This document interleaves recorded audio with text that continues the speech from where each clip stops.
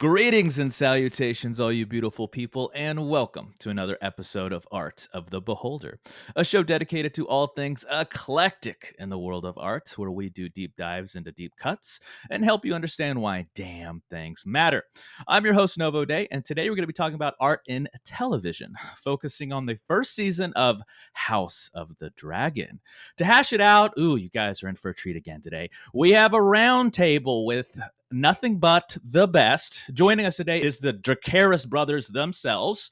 First is our NDP president, the Prince of House Anderson, Lord of Dorne, Clayton the Merciful, first of his name, Sir Clayton Anderson. Welcome back to the show. Aye, Seven Hells. Gods be good. Welcome. It's good to be back. And also joining us today is our favorite knight, Prince of House Buck, Lord of the White Mountain, aka No Quarter Buck or Buck the Merciless, second of his name, Sir Augustus Leopold Theodore the Buck. Sir Buck, welcome back to the show. I was not told the boss would be here today. So I'm a little thrown off right now. The NDP president? Yeah.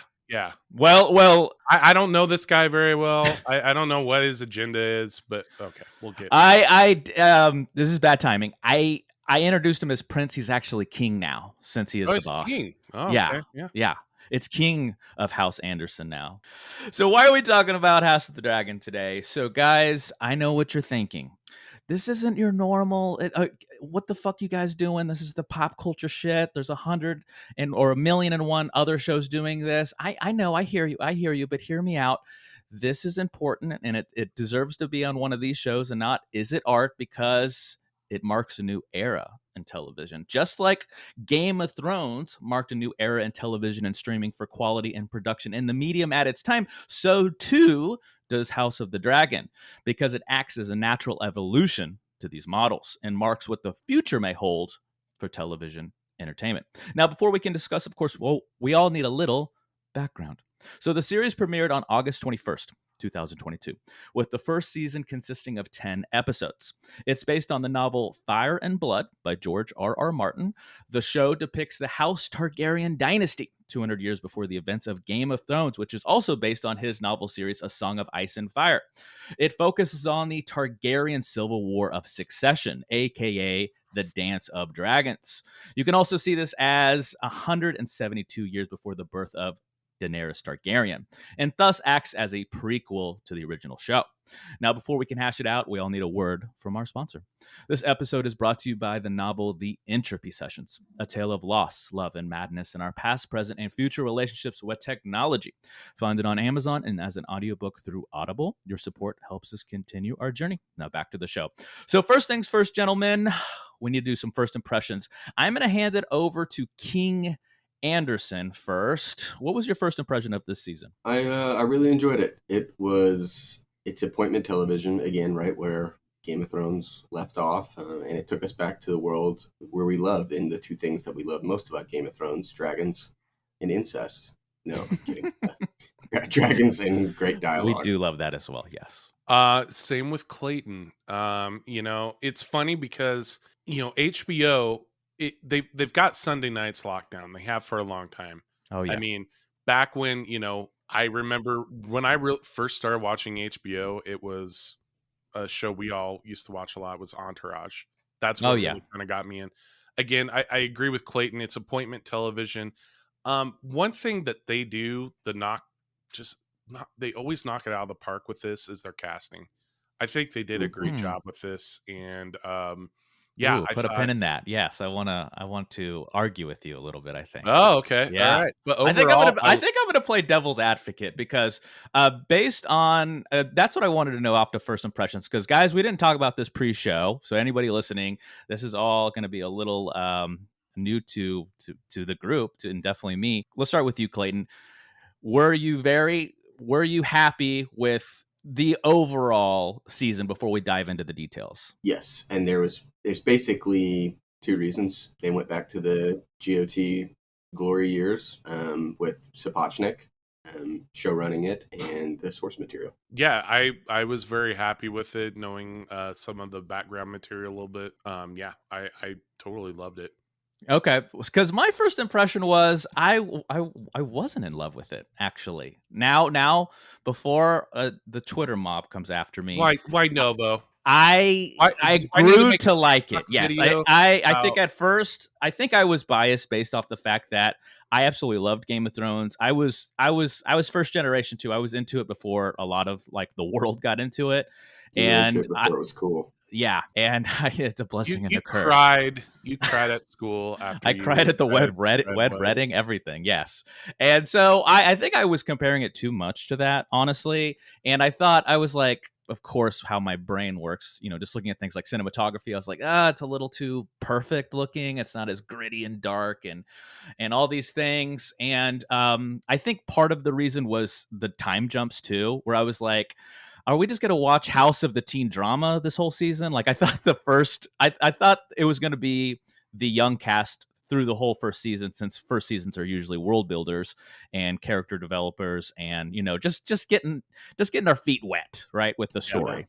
I do want to And go deeper on the time jumps later. yeah. Yeah. We'll Yeah. talk Oh, about yeah. Yeah. that. We're going to talk about that. And so I think once we got past kind of the first few episodes, I was invested. I was like, oh, okay. Okay. Now we're getting. So, like, to me in my head, if we were to graph it out, it had just a very nice linear line of quality. I just felt like it kept getting better and better and better. And that's why I was like, the first few episodes, if it was just going to be House of the Teen Drama, I was like, I don't know if I can keep getting into this shit. But once we finally got into some more of the meat, I started to really get invested and fall in love with the characters and getting back to that old classic Game of Thrones. I think that's the difference between you and me. I love those teen dramas. You know how I cannot get enough of those, and I watch the CW just constantly. I So know how much you love the Hot D, not House of the Dragon, but Yeah. we're talking about Hot D on AOTB today, guys. Not that Hot D, House of the Dragon. So let's talk about plot. Let's talk about plot, story, plot, narrative. So yeah, as I already kind of hinted at, these first seasons kind of act as, we've seen this historically, is a lot of first seasons with any show could sometimes be one of the weakest ones because they have to build the world. But luckily, this is a prequel to an already established show. The world is kind of already built if you're into Game of Thrones. So, Buck, let's start with you. How did you like kind of how they built the story, the plot, and of course how they gave it to us through the narrative? so yeah, with any TV show, you gotta kind of, and when you adapt it from book, you have to kind of take some liberties and how you build it and try to mold it into a story. Because again, they are trying to make money and they're trying to get people, eyeballs on their app there. So, Oh yeah, they're trying to lock us in like slaves. oh yeah, yeah, We yeah. can never, we're never allowed to get We're away never. because there'll be some new show that we're like, fuck, I better just keep my membership, or Um, my subscription. there was a couple things where I had a little bit of an issue with.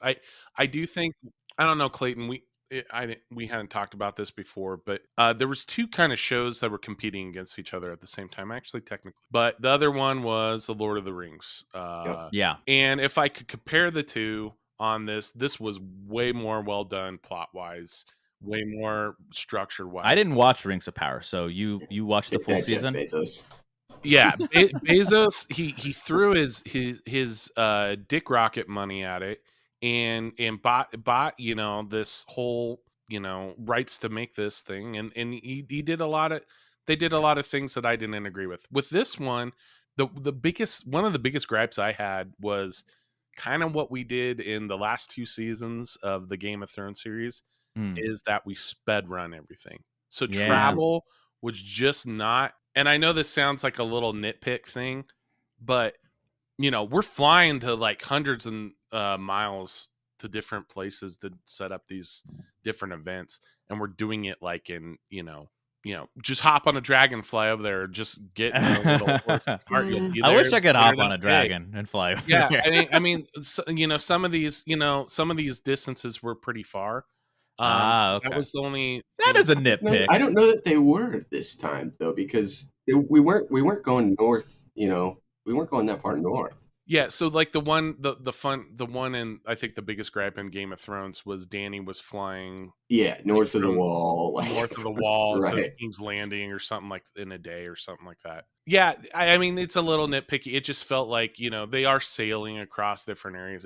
I don't know. It just felt like they were kind of ignoring that, that drives me a little nuts sometimes. Well, I think the concept of time as a whole was thrown off throughout the entire season because of the time jumps. And so what you weren't sure necessarily, like I was talking with my wife about the funeral for Lena and when they had her ceremony, and I was like, I mean, did this take place a week later, a month Yeah, later?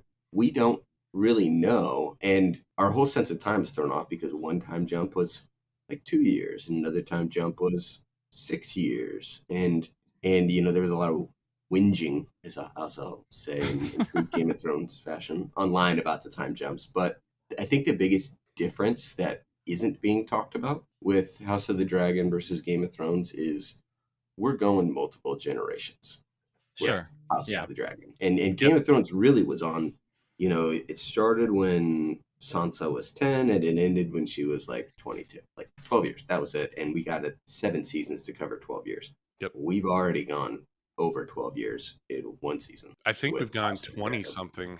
Well, and to your guys' point, and especially that last point, I would say not only that the time jumps were inconsistent, I think the aging was inconsistent. Like I'll just say one name, Sir Kristen Cole. Like he looked exactly the same It through was the every same single dude. time jump. He's Yeah. got that Dornish, that Like, come good on, blood, like olive skin. like Whew.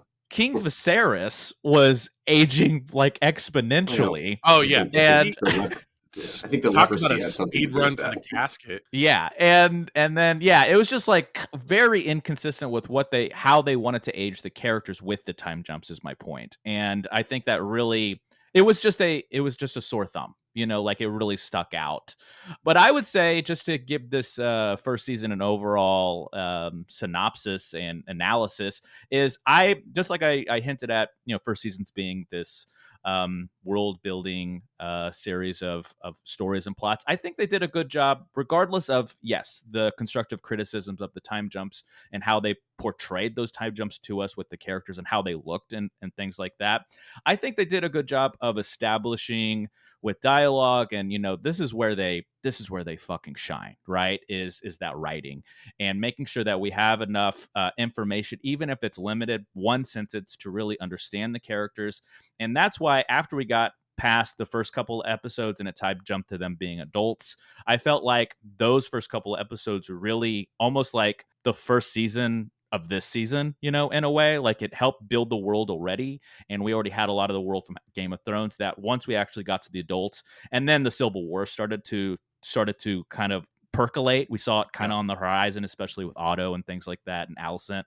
I felt like, okay, now we get into the meat of why we love Game of Thrones, which is, two or three or more people in a room having that dialogue, and then we're talking about conspiracies and scheming and politics and war waging and all of the strategy, all of the stuff we salivate for as fans, right? Mm-hmm. And so I think when they got past what the needed exposition, past that part, I feel like we were already there in season one, which is hard to do, honestly, because if you think of Game of Thrones as a good comparison, it took really the whole season to world build with the killing of Ned Stark, Sean Bean or Sheen Bean. I'm kidding.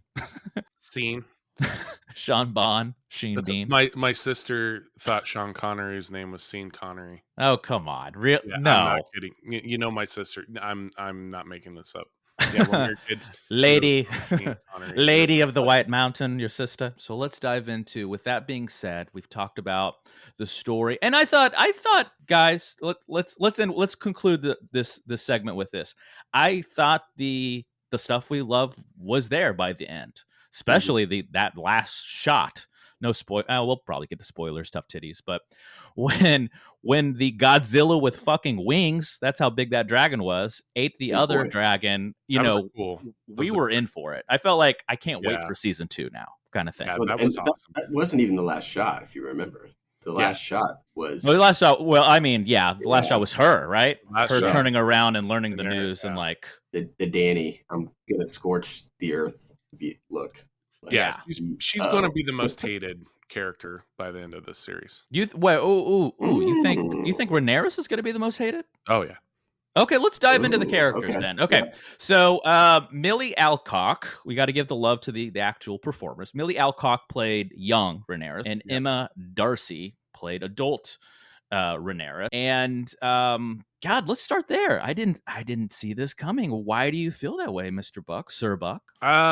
Well, if you kind of know the story, Put you on the and the spot. background, and then Have you read Fire and Blood? I own it. I have not read through the whole thing, but Okay. I kind of was trying to get caught up before this started. Because it was supposed to be 2 volumes, and George R. Martin is pulling a classic Martin where he hasn't finished the 2nd volume, right? Yeah, and you know, folks, if you're getting a little upset and you're listening to this and you're like, spoilers, I don't want to hear this. The plot, if you watch the Tough original titties. series, This is books are internet awesome. etiquette. Yeah. the plot was already given. Don't to click you on the in, show like, if you don't want to season know. 3, when they basically they've already told you what happens in this book or in the story. Right. No, I think just from what I know the story, but I think they're gonna, I'm gonna do my George Lucas. It's poetry. It rhymes.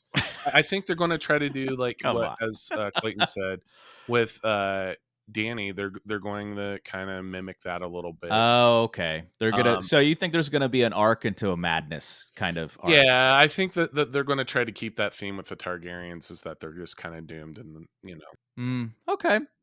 But doomed doesn't necessarily mean hated. I don't You know. know, she can be I think tragic characters like Shakespearean characters can be doomed but not hated. That's why that's why my ears perked up. I'm like, why do you feel like she's gonna be hated No, though? I just think that's the way they're going to write it. I mean, they've already been kind of they've done some different things with some of the characters, but I don't want to jump the gun here, but Mm. I think that's my prediction right now. I think it's very interesting. As I was kind of rehashing the characters, it's really hard. It's hard for us as the viewers not to make direct comps to characters that were in Game of Thrones.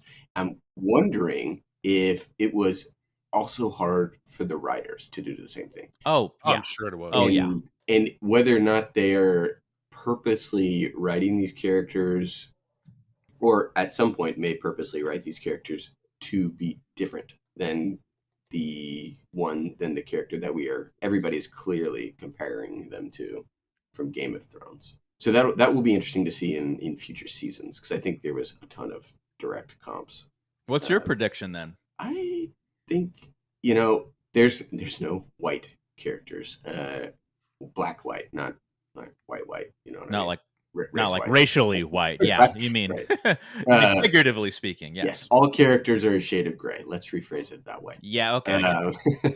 And I think you just Now. are going to end up picking which shade of gray you're most comfortable with. And it might not be the same for every viewer, which is part of the brilliance of this show, is the dialogue and the scheming makes you love some characters sometimes and, hate them other times. It really drives a lot of those Jamie emotions. Lannister comes to mind immediately. We hated him, Hated him, loved hated him, him, and then I loved hated him later. again.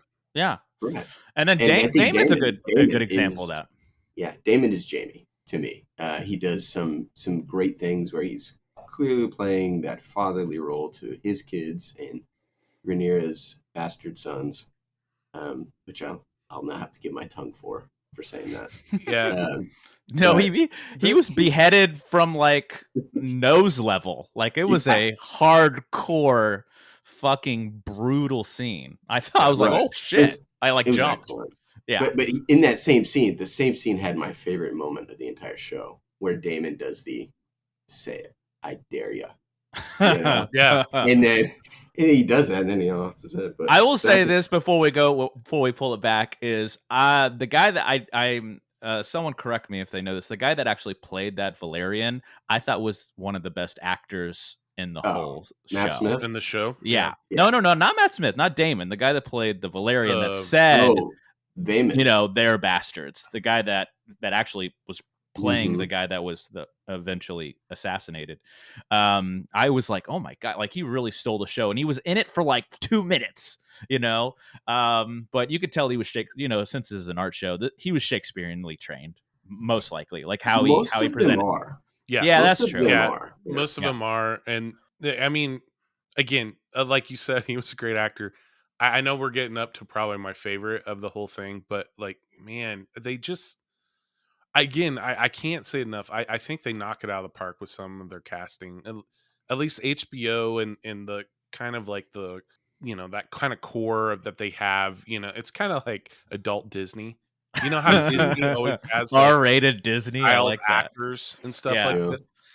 this. HBO and now Warner Brothers really have this kind of group, and I think I got to push back a little bit. I think I'm going to be playing devil's advocate all show. So I do like everyone is very talented and they're all fucking amazing, better actors than all of us combined, right? But I did again. I can't help but compare it to the actual predecessor Game of Thrones, because I felt like that casting was so perfect that I remember, guys.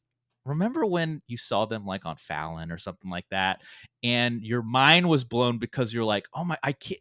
They're regular people in real life. Like I felt like they fit into the world so well, especially Emilia Clarke as Daenerys Targaryen. I remember I even thought that was her real hair that was either dyed or something like that. I had no idea it was a wig and that she was a brunette in real life. Whereas now, here's my point. Whereas going back to this casting, though very good, don't get me wrong, I still felt like we were watching a staged play that was recorded for television. I felt like I wasn't completely transported. How long did it take for you to get to that point with the Game of Thrones characters to feel like they were owning Immediately. Game of First Thrones? season. First season. No way. But Yeah, first Daenerys, season. yeah, Daenerys It was a was nobody in the first season. Yeah, but I was talking about all characters combined. Where like I mean, obviously we had a big name. We had Sean Bean as Ned Stark. So of Scene Bean. course I've Sheen Bean, Sean Bond.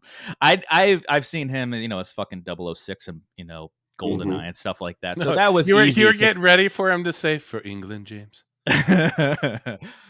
But yeah, I felt like, but for the rest of them, even fucking, Jon Snow, I felt like I was very, very transported. And that we'll get to this. I think part of that is because of the cinematography. It's such a different looking show in a very subtle way, especially with lighting and a lot of other things. Before we get there, let's pull it back and dive back into some more of the characters and a couple of the supporting characters. Now, I know what you're thinking, guys, too. Everyone listening, we're not going to touch on everybody. We don't have time for that. We just got to touch on the best of the best. And that brings us to Emily Carey, who played the young Alicent, and Olivia Cook, who played adult Alicent Hightower, or Queen Alicent Hightower. Now, before I pass it to you guys, I think she did a great job. To me, she was essentially the Karen of Westeros through most of the season, like getting upset about the dumbest things. Like, can I talk to your manager, please? I thought both of them did a great job. I've been a huge fan of Olivia Cook for a while. I think Okay. it was Bates Motel was the first time I saw her. Yeah. Let's try and think about that. But I think she's a great actress. The thing that was kind of funny about all this is the two actresses that they got to play the younger versions of themselves. The age They difference did really good. Yeah. they did a really good job, but the age difference really isn't that much. I was looking at it's only like 7-8 years between some of those the casting, but it's just funny how they purposely chose people to look younger and some that look a little bit older. But I think I think she did a great job. Olivia Cook especially. The younger actress Emily, is it Emily Carey? Yeah, Emily Carey. Yeah. yeah, I thought she did good too. I just didn't think she was as great as maybe Millie Alcock did. Yeah, they did a great Millie job. was really great. Yeah. Yeah, I think She really stood out. yeah, I think when they got that scene where they were where they're in talking about one of the boys getting his face basically sliced in half, Yeah. and that was awesome. Like those acting chops came in. That whole scene was really tense. So I thought she did a great job throughout the series. Yeah, it was very interesting to me. at least Twitter rumor, so maybe it's not true, but I like to think it's true that the they actually cast the adults first, Really? and they And then based the child actors, Millie and Emily, on their adult counterparts. And so to get somebody like Millie as with as great of a performance when she was largely the third or fourth person cast between those two roles what is amazing, right? To your point about HBO knows casting. Alicent, to me, is the single most conflicted character in the show. Ooh, why? It's a roller coaster ride for her the whole show about who she wants to fall in line with. You know, at first Rhaenyra's her friend, then she's her stepmom, then she's her enemy, then she's another fellow mother, and you know we're leaving with I think she's going to be the opposite side of head of the opposite side of the warring faction, and so you just see this like we're friends, we're not, we're friends, we're not, and her struggling with it the entire time and you know wanting to get stuff done and be merciful and then not realizing that oh yeah I sent my you know my side hustle guy off to burn people alive so Yeah, I think I get it on a very superficial level. I think there's a lot of deep intricacies to her character in conjunction with Rhaenyra. But I get it. Like putting myself in her shoes, you know, I gotta bang this old dude while Rhaenyra is having, you know, hot girl summer over here with yeah with Sir Kristen Cole and my uncle what and a yeah, her uncle. contrast I And gotta to get information. I gotta show my feet to yeah, yeah, that's what's why the I was joking about her being kind of the Karen of Westeros, and she's got like an OnlyFans account. She's sending all these feet pics to yeah. She's on Lord Laris over here. she's on Uh, Wiki Feet, which is a thing, by the way. and that brings us to so I have to give a shout out to my wife TV Del Rio because she thinks King Viserys. I'll tee you up with this, guys. King Viserys, the first Targaryen, played by Patty Considine. hmm I apologize if I'm butchering that name. Should win an Emmy for his role as King Oh Viserys. yeah, 100% their wife agree. their wife is smart so Yeah, yep he did an agreed awesome job.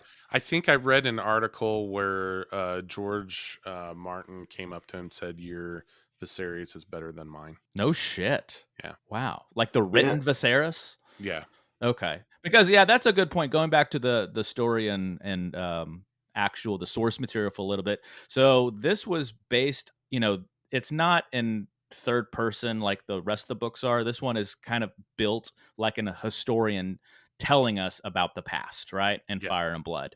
And so there's a lot of things that the actual show, the HBO show, Hot D has to insert, no pun intended. They have to make sure they have to fill in the gaps because not all of the source material is telling us everything or how it's played out. So when they're bringing it to a visual medium, they're having to kind of fill in the gaps. And yeah, King Viserys or Patty hit it out of the park. his performance, you can feel both his physical pain from the leprosy Mhm. and his emotional pain. Like he was ruined when his first wife Emma died, yeah. and you can, and that's obviously the catalyst for everything. That between that in well, that was the first episode, and then the dinner scene, which was my The favorite dinner scene. scene was yeah, Yeah, that was my favorite scene of the that was the entire apex. Yeah. series. Absolutely. Yeah. Um, So much emotion, such a roller coaster in acting, you know, like an acting masterclass. him telling his family how much they mean to him and how he needs them to stop fighting, you're like, man, I feel like you know, need to go apologize to my sister for that thing I did like 10 years ago to her. Like, you know, he was a grandfather to everyone. And his deathbed scene, I think, was powerful. You know, I really felt, you know, did the real actor die in real life? You know, you felt very transported in that scene. I agree with everything Clayton was saying. Like, I didn't think of it in that way. I like how you said how you could kind of feel his pain and his struggle just through his acting stuff. That's when you know somebody's just great. You feel like you're there in the room with them. We've said it like this in our other shows. There's a big difference between just a a regular actor and definitely a movie star like Tom Cruise and a thespian. Like Yep. these are thespians like really take their craft seriously and really want to become the characters and help the audience be transported. Yeah, and And that brings us to I think another kind of character and actor that I think I think controversial and when they were cast. And I'm gonna probably play devil's advocate. I'll come in last though. I'll let you guys start. So Prince Daemon Targaryen. The character, like I said, I kind of alluded to earlier, he's a perfect gray character. He does dark, super dark things like murder his wife. Mm. And Yeah. at the same Fuck. time, he will go to war, and you're like, gosh, like I would follow that guy into battle because he's just awesome at war. Yeah, he's a leader. Yeah. And he's great with the kids, and he knows when to step in and be like, we're not settling this with swords, guys. Go to your room. And so he's wonderfully gray. I think the most interesting thing for him was seeing his growth from episode 1, where he's very ornery, surly, which Matt Smith, that is his wheelhouse, is playing an ornery, surly. And then towards the end, you start seeing when Lena is going through the breech childbirth. He doesn't know what to do, right? He saw what happened to his brother, and now he's like, I know how to fight. And then when Rhaenyra is going through the same thing, I know how to fight. I can't deal with the women's battlefield, as it was referred to. Let me stick to the men's. And I thought Matt Smith did a good job at that, but I think everybody's favorite part is when Matt Smith is playing the ornery, surly, pushing the buttons type of character. No, yeah. Every time I see, the 11th Doctor on the screen here, I'm always I always like Matt Smith in anything that he does. Yeah, Really? I yeah. didn't know you're a Matt Smith fan. Oh yeah, yeah. Like I said, and then saw him first knew of him in Doctor Who. Doctor So Who, yeah. no, but I would say yeah. There were some things I was a little.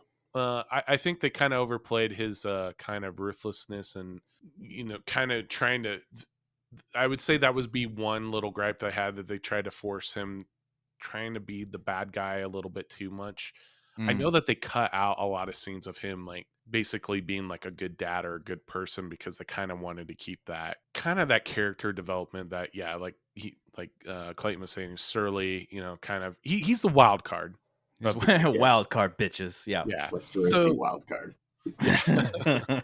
So, but again, great casting. I think he's great. It's really hard to portray somebody like that where you really love at certain times and then kind of hate and are disgusted at others. So Yeah. I mean, I go back to the casting thing, but overall his character's been real interesting. I'm so excited to see, like, as the war starts, the Civil War starts, and what Kind of how he evolves. he evolves, just from knowing the background material. But yeah, I'm really looking forward to seeing his character evolve in the show. So I wasn't crazy about the casting to start with. Was it So his eyebrows? Was that what was bothering you? no, it was I don't want to That was go all over the there. internet. Like, you guys know, that was hilarious. Let's just say it this way. I'm the opposite of you, Mr. Sir Buck, where I'm not really crazy. I'm not a fangirl over Matt Smith, because Matt Smith is the closest thing we have to a big name, like a Sean Bean in the first season of Game of Thrones, where he was immediately recognizable. And I kind of wish they in hindsight, I kind of wish they gave everybody, a up and comer chance, instead of having this one big name like in this example, Matt Smith. I wished every single character was not a no name, but like someone we're not used to or haven't been familiarized with, things like that. Like we haven't seen them in anything else, essentially, because I was like, oh, this, he grew on me definitely as Daemon, with his, panty dropping Targaryen energy. But I don't know. It did take me a while to really He kind of needed fall in some love with blue that chew character. though. In the early seasons, he needs some blue chew. But I'll just sum it up as like, I wasn't crazy about him in the beginning. He did grow on me, and I feel like he did give the character justice. And kind of to piggyback off of what you said, Clayton, is he's gonna be that perfect archetype of like there's going to be a lot of arcs and re-arcs where it's like, okay, we're going to kind of hate him and then love him. I bet we'll probably hate him again in the future and then probably love him again. There's going to be, I think as a character in and of itself, I'll fall in love more with that than who's playing him personally. So, and I'll just leave it at that. That brings us to the last one on our list I'm going to probably, looking at the clock, I'm going to probably fly through the supporting characters. So if you have anything to say about the supporting characters, keep it short and sweet because we got to move on to the real meat of the matter, the art of the show. And that is the glue of the characters is Sir Otto Hightower, played by Rice Ifans. And I call him the glue because, he's playing both sides even from the beginning. And eventually we all know he's going to side with the Greens and his daughter. But I think he's probably up there with one of my favorites as well. In terms of, in both the balance of character and the performance of that character. It was wild to me that like when I was like, look who's playing who, and I'm like, oh, okay, what has this guy done for? And he's done a lot. He's done like But comedy. We've seen him in a he lot of was the comedy kicker. films. He was the kicker in the Keanu Reeves. Oh, I remember. Oh yeah, he was. Oh, that yeah. was him. That was him. Yes. Yeah. Okay. Well, I've never pictured him playing such a serious schemer type role. Yeah, he did a really good job as the schemer, as the middleman, that kind of tied both these families together, and how he was kind of if you really think about it, he was the catalyst to the Civil War. He warned his daughter, like, if you don't do something, you're dead. Period. He was Lord Varys, right? I remember how Varys had all the spiders, and yeah, you could that's argue a good way that to say that's who Sir Otto is for me. I think one of the themes throughout the show and all the characters, they're trying to just do what's best for their family no matter what, even if it's like really vile and cruel. So, I mean, he sees an opportunity. He's trying to get his daughter in a position to help his power and his family's power over time. You see this with almost every character in the show, and they do it in some different way. So, I mean, yeah, I think again the casting was great on this, but I really liked how. I mean, again, another character that I really just wanted to kind of come in and kind of punch in the face a little bit. But that's when it's good. So. And that concludes kind of the main characters. So Rhaenyra, Alicent Hightower, Viserys, Daemon, and Otto. And so that brings us to some of the supporting characters. Again, I'm just going to fly through this real quick. We got to give a shout out to Princess Rhaenys Targaryen, the queen that never was, played by Eve Best. Lord Corlys Valerian, her husband, played by Steve Toussaint. Sir Christian Cole is already joked about. Fabian Frankel. Lord Larys, I'm really going to like him. Lord Larys Strong, played by Matthew Needham. So he's much to your point of comparing characters from Game of Thrones. To me, he's like the de facto Littlefinger. He's the schemer. And Littlefinger, for the record, full disclosure, was always my favorite character in Game of Thrones because I love crazy smart villains that know how to scheme, know how to press buttons, and is always one step ahead of everybody else. I love those are my favorite written characters on the goddamn planet. We can't forget Prince Jacaerys Jace Valerian, played by Harry, the older one, played by Harry Collette. There was a lot of younger iterations. Prince Lucerys Valerian, played by Elliot Gruholt.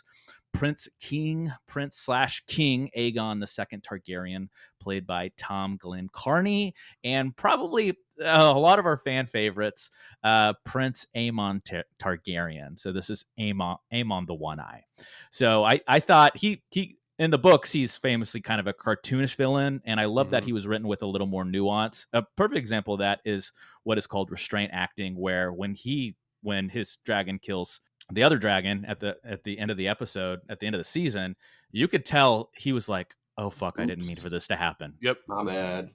Just from a look on his face. That whole scene was interesting because they don't really, if I remember correctly in the book, don't really allude to it as it being more of the dragons kind of misbehave. Right. It's still, I think, and this brings up a good point. These dragons are still animals. We have to think of them like horses. As much as Targaryens can control them, they're still a wild animal that may just fucking snap. And that's what happened. It's like owning a wolf, a Hello? wolf Okay. dog. Yeah. Yeah, When you have you don't know. squirrels in your backyard and they just lose their mind every time they see Really? a squirrel. Yes. Not that I would know. With our dire wolves. Or they bring one to your window just to show you. It's a present. It's a present. They got something for you. So yeah, I really loved what Ewan Mitchell did with Prince Aemon Targaryen, and that brings us to more of the art in our art show, which is cinematography and direction. I thought Game of Thrones really raised the bar. That's why we're talking about on this show again, because they changed television forever. It created a new golden era of television, and this is that natural evolution of that, and we're seeing that in the cinematography and direction. Everything looked beautiful. I know there was a lot of, I need to wait to talk about this, color theory versus lighting, because a lot of people bitched about the dark scenes being too dark. Okay. I disagree. No, I thought they were totally fine. agree with that. I have a TV that I've meticulously set up all the colors. I think that's part of the problem is what they were watching it on, because I have a good setup as well, and I felt like, well, it was nighttime scenes. They need to be a little dark. I would say if I have any argument, it was that the light scenes were a little too light for me, honestly. No, I'll go the other way. The darks, I think that, whatever they were watching on, they need to turn down the brightness, the backlight a little bit. Because there was one scene where this would be like me in a movie theater when I've noticed there's bad color correcting and stuff like that, and I'm turning around to see if the projector's still on. This was the same with me. I was like, whoa, why can't I see anything? I turn off all the lights. I'm like trying to see, and I'm like going through all the settings, and I finally had to switch it to game mode on my TV out of my custom mode. So yeah, they needed to work on that. They had some special effects mishaps. Just I know. What? Let's. Yeah. So in one of the episodes, they went in. Here's the beauty of streaming and stuff like that. Now they can go in and edit it, but that's true. Yeah. On one of the series, he was wearing a green screen glove on his hand to show no like shit. I never noticed that. And well, it's very brief, but a lot of people picked up on it online. They didn't edit it out. But then they eventually edited it out once it was pointed out, right? Yes, it's so you can't see it right now. Starbucks coffee cup of this. I remember that. Thing, like that happened in the last series. Yep. Yeah, there's a reason HBO drops these Sunday nights. This is not a show you watch during the day. You really need a movie theater type setting to watch it. I thought the lighting of the setting, while it's challenging at times, I think that adds to the realism of it. We're going over to this world where it is, maybe not as gritty and dark as Game of Thrones was at times, but it is not a happy show. So this is not supposed to be lighting and like cheery and everybody let's go, right? Tournaments, yeah. It's dark and eerie, and the scene that I thought they did the lighting the best was right after Viserys died. And you're going, and it's really hard to see because it's about 4 a.m. You can just feel in the scene like, oh, this is not good. Like now it's about to be on. That and the foreboding aspect of when Luke was going to Storm's End, you're like, yeah, that little bastard's not coming back, is he? Yeah. Yep. Yeah, I think we all felt that way. We were like, this is not a good idea. Why are we sending the little boys to send these, send the message? This is bad. This is a bad idea. This is going to end badly. And it did. Well, I will say I agree with you, Clayton, on the lighting. That's one thing that also drives me nuts is when I'm watching a period piece or show where you definitely can tell in the room they've got some sort of stage lighting thing going on. So if I take it from that aspect, that does bring a lot of atmosphere. It's kind of like a Barry Lyndon Novo thing. Kubrick like reference? A Kubrick. Remember he had, to film that film, they used special lenses so they could use natural light from candles and stuff like that. Because film, it would be really hard to see. They thought it'd be too dark, but I think it was like NASA helped them basically come up with these lenses. But yeah, there was that one, I think it was the beach scene. Oh no, I remember it. It was when Aemond was trying to find the dragon. And maybe it was purposely supposed to be dark like that, but I was like, what the hell is going on? My nitpicks are, and this is emphasis on nitpick. I don't think it was that noticeable, but being such a student of cinema, trying to understand and study cinematography and direction and creating the look of the show, the aesthetic of the show. That was probably, I was shocked that the gripes were on the back end, on the dark end. I was like, no, that was fine. I always in my head was a little more critical of the bright daylight scenes, where I was like, this is almost too pretty and perfect. Like, you could tell that they're in post when they're editing it with the CG artists and stuff, to bring in dragons and stuff like that. They were lighting it just a smidge lighter and almost putting that soft filter onto characters. Some of that might have been, they did some of it in the volume. You think so? Yeah, I'm wondering if maybe. Oh, talk a little bit. Okay, so this is a good piggyback to the show me and Buck did together. Talk about, very quickly, got to keep it brief, the power of the volume, aka stagecraft, and how it was used in the show to create the cinematography, lighting, and so they could direct it in a way to make it more cinematic. Yeah, so if you've watched The Mandalorian, you've seen the volume, which the volume is basically a stage, circular stage full of very high definition. So we're talking about above 8K, basically screens that emulate the world around you. So they can go in, they can create a virtual world that's seamlessly indistinguishable from the setting around you. So they can do it in real time and also have the lighting effects there. So yeah, basically you can create a world in a stage wherever you're at instantly. And it's dynamic. So I think that's important too, is instead of traditional green screen technology, it's dynamic, and we can move the camera around to create that beautiful cinematic essence and look that we are so used to in television and film, and still allow the actors to act, and then in post, that this technology will help light it correctly and all those other things, so that it's not something that they have to essentially fix in post, but just help to just complete, essentially. Yeah, as I said in our episode, these walls, these screens are so high definition and realistic. They had to put things on the floor to tell people to not run into the walls. That's probably a good segue to the next level of the look of the show, which is set design, which is where a lot of the show came from, is with these high definition screens and using stuff like the stagecraft or the volume, and of course wardrobe, which is giving the aesthetic look of all of the shots and the settings, and obviously the characters. And I don't have a ton to say. They hit it out of the park. Everyone looked and the world looked real, for lack of a better word. So I have a comparison again for when we're talking about wardrobe and setting pieces. I'm going back to the Bezos thing. Yeah, so I'll just say my piece and I'll let you speak on it. Amazon spent a ton of money, $1 billion on this damn show, and it still looked cheap. And I could not figure this out. And I was reading online why this is. Apparently, because HBO is part of Warner Brothers, they have this huge inventory of wardrobe, set pieces, and things from films over the years that they can just kind of pull in at a moment's notice and have their picking to do it. And everything looks amazing.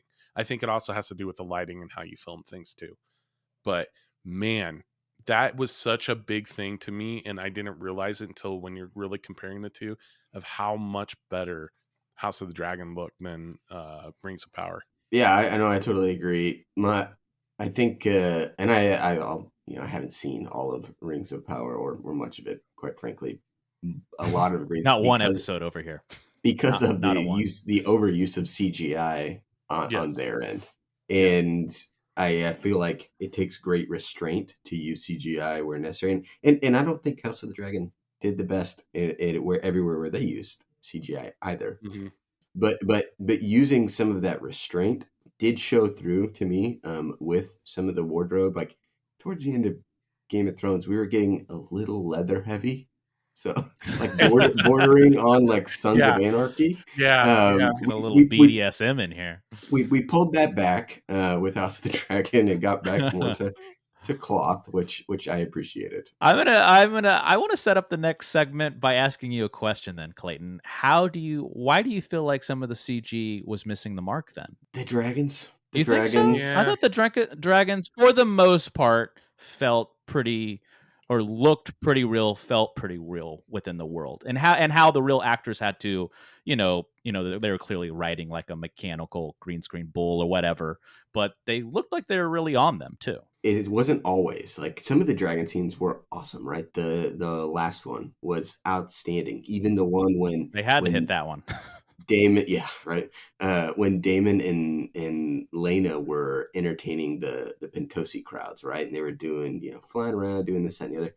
It was really when the dragons were interacting with physical structures. When they Yeah. when she came through the floorboards, you're just like, okay, that wasn't very good. CGI. Or when Rhaenyra would land on the Dragonstone path. There was a little uncanny You move valley into there. Uncanny Valley there. Yeah. Yeah, and so you're Because I what they have to liked do, what people don't overall. know, for the good people listening, they have to switch from the real actress being on this, green screen mechanical bull to a CG version of her, So they have to switch between those depending on the needs of the scene and the movement of whatever is going on, them landing, the dragon on a castle or something like that. And that's where I think the biggest shifts, and because we are great at this. We're evolutionarily speaking designed to be good at looking at things that don't feel human. I mean, it's just like what we said in our last episode. These are tools, and you can use tools the right way, or you can use them the wrong way. And sometimes they're not used the right way. It's and a you can see it. crutch, not a tool. It's a Yeah. crutch. It becomes. I mean, Jaws is the best example I always use. Is that Jaws wouldn't have been the movie that it was if the shark didn't work. No, I that mean, was it didn't devious. work. Well, that's a whole nother discussion too, because we didn't see the shark for most of the movie. That's That's part what of I that mean. that dread, the But terror it's because building. they didn't rely on it as a crutch as the thing. It was more of the suspense behind it. I think with CGI, it's the same thing. It's like, do you really need to show them getting off and on the dragon That's stuff like true. And that goes back to direction. Like, why are we choosing to show this thing if it's not necessary? And I think some of them were and some of them won't. And that kind of creates probably the imbalance that Clayton was talking about in seeing this uncanny valley where it's like, yeah, I can kind of see that this isn't real. I mean, we know it's not real for the record, but that within the context of the show, it looks very fake. The illusion is broken. It looks like you guys are scoring, both of you, that it's a solid B. It's not A plus CGI, but so that was good constructive criticisms, because you've been giving it a little too much praise through the show. But I think that's a good segue to an area where we will always praise the ultimate glue that is these shows, which is editing and music, specifically music, done again by the great Raymond Djawadi. Again, I apologize if I'm butchering that name, but he did the scoring, hence why they use the exact same theme music. He did the scoring for Game of Thrones and obviously House of the Dragon, and it's perfect. It's well crafted music. Question, Clayton, were you upset that they used the Game of Thrones theme for the intro? No, it took Yeah. me within 2 seconds. I was, transported right back to where we left. And yeah, I saw some people like, it's not broken. It didn't need to be fixed. So I was surprised when I heard some of the backlash to that. But I mean, I shouldn't be surprised anymore. I feel like there's backlash to anything. You could fan service something up 100% and somebody's going to hate it. So I was more surprised I heard as much. Again, I think, Do you think it should have been a brand new theme then? Oh, no. I mean, it's like in the same thing. Like, yeah, it's kind of like, like Star Wars movies or something like that. Yeah, I feel like I agree with Clayton and you. Uh, it tied them together. I'm actually glad they kept the original theme. And if they keep doing these spin-offs and prequels or whatever else they want to do, guys, if you're listening, we have to talk about this in every show. I know they're a big fan, huge fans of the show, the showrunners of House of the Dragon, Game of Thrones, all that shit. Guys, as you're listening, go ahead and do that for all the other shows. We'd love it. So let's go to final thoughts. I loved it. I would give it 6.2 out of 7 of the pointed stars. I like that. The The very interesting He wrote a lot of dynamic. notes again, guys. Yes, I always do.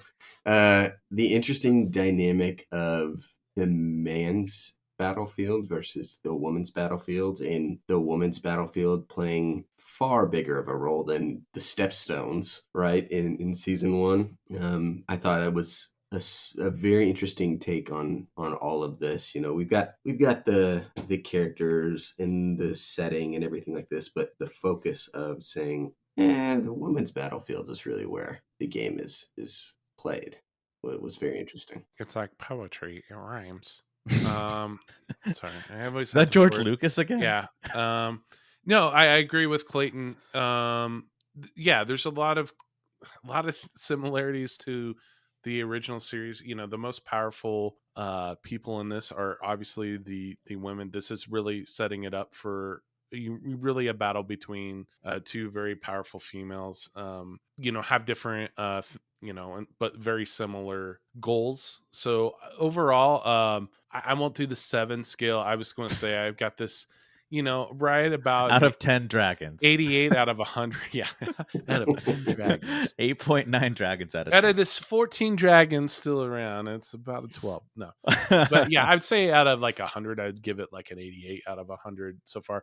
I love it. I think you're setting it up for some bigger things to happen, and it gets really messy. So yeah, I'm excited to see the downfall of House Targaryen, even though they lasted for a while after that. This is really, what started their downfall overall. So it's kind of cool to see. I agree with both you gentlemen. And there's not much more that I need to say, in effect, it kind of goes back to our original discussion of this is still the beginning, and I think it's only going to get better from here. So I don't think I was going to do like a red letter media style of, instead of why study this kind of conclusion question is, do you recommend it? But it sounds like it's a unanimous yes from all of us. So I guess if there's any, I don't think there will be any rebuttals here. Do we recommend it? Yes, we recommend House of the Dragon. Check it out, guys. And there you have it. Season 1 from top to bottom, a little of everything. Thanks for listening. I want to thank the Dracarys brothers. But before we go, there's a little extra, a little cherry on top, a little icing for that cake with what we call the gem of the week. If you're new to the show and don't know what the gem of the week is, something we like to talk about here at the end that doesn't always fit into the scheme of the episode because it may just be on our radar in the last day, maybe last week, maybe last month, I don't know, but we want to give it to you guys because we want to help you dig deeper. Now, before we go into that, of course, we need to talk about their sponsor. Gems are sponsored by Zencastr. Zencastr is our go-to tool for remote podcast recordings. What's great is that you can record separate audio and video tracks, and it's all backed up on a secured cloud, so you never lose your hard work. Even better, it's easy to use, and there's nothing to download. So go to zen.ai, that's zen.ai/Art of the Beholder, or just use promo code Art of the Beholder and get 30% off your first 3 months with a pro account. Now back to the gems. Mine is I'm late to the party. I'm going to keep it short and sweet because I want to hear your guys' gems. It's I finally got around to seeing Jordan Peele's film Nope. I think this is going to be an unpopular opinion, but I think this is the greatest film he's done of his 3 films. I haven't seen it yet. I really haven't. It's when you weigh out everything. So I know a lot of people are like, no, Get Out was better. I don't think anybody's going to say Us was better, but a lot of people I think have already argued with me. My wife, TV Del Rio, in particular. I think Nope is when you weigh out everything. So story, cinematography, direction, music, when it's all laid out and you're kind of scoring those subjectively, I think Nope is his best overall well-rounded film. I was incredibly captivated by everything he wanted to do with it, and I was very happy with. I can't wait to see more. I didn't mention Andor last time, did I? You did mention Andor. I did Andor. Wow. Not as a gym though. Oh, well, so you not can as do it as a gym. I'm doing it as a gym. The gym was the documentary, the ILM one. That's right.